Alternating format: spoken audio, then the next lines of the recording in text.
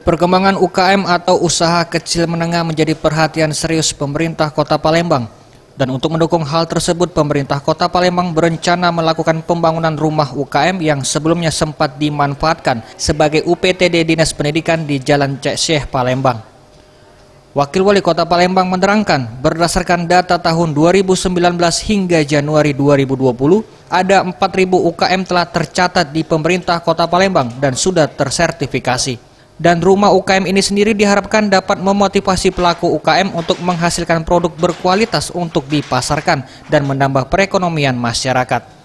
Pendanaan pembangunan rumah UKM ini sendiri didapatkan dari Kementerian Perdagangan dan Kementerian Perindustrian, serta akan segera direalisasikan pada tahun 2020. Bukan hanya dalam arti gedungnya, mobilernya juga dilengkapi oleh dari Kementerian Perdagangan. Harapan saya tentu saja ini segera terrealisasi sehingga kawan-kawan UKM atau UKB ini betul-betul bisa masuk ke dalam dengan jumlah hampir 4.000. Semuanya nggak mungkin ya, tapi kita akan terus seleksi yang memiliki izin-izin yang bisa masuk ke dalam. Tim Liputan Sriwijaya TV.